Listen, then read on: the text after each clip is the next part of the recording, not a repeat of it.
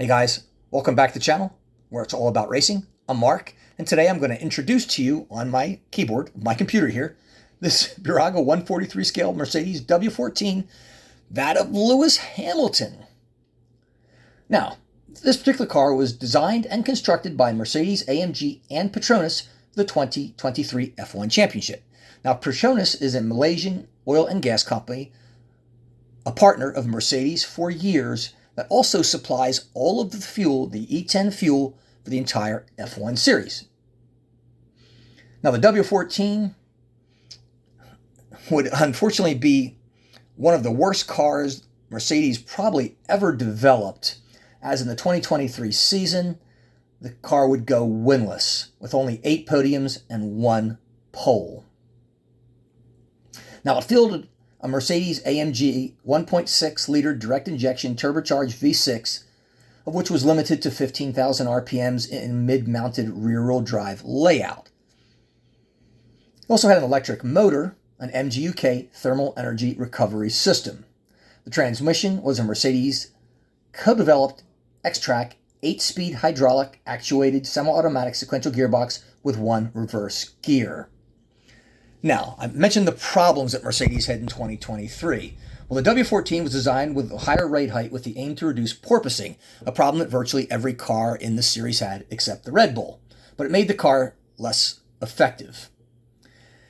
And because of all the troubles that Mercedes had in 2023, the decision was probably made then in 2024 for Lewis Hamilton to leave Mercedes for Ferrari in 2025. Now, I love this particular livery. In fact, I like all the Mercedes that were black. And believe me, this is a great model.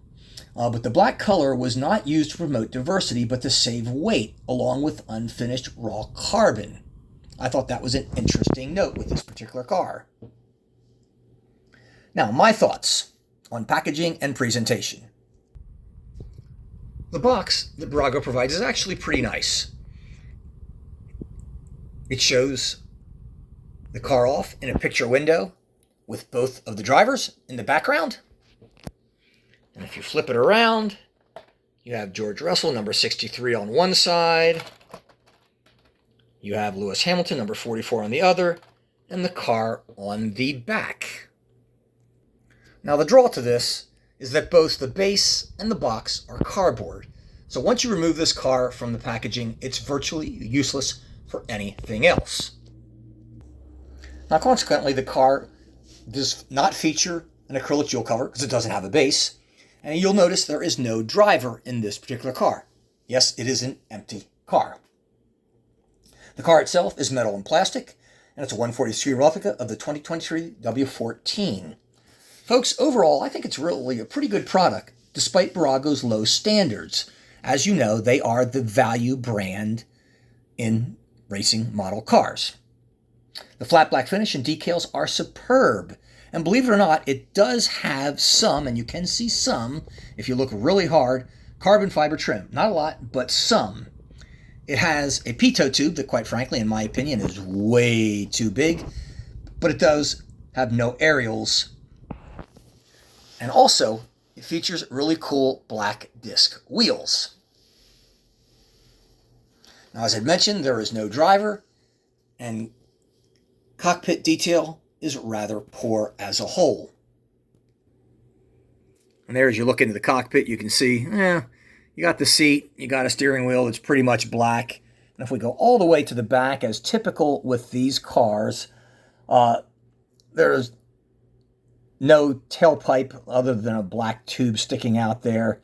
And I know it's kind of hard to see the way I have it on this base, but the overall detail in the back of the car is really, really poor. But nevertheless, the car looks pretty good overall.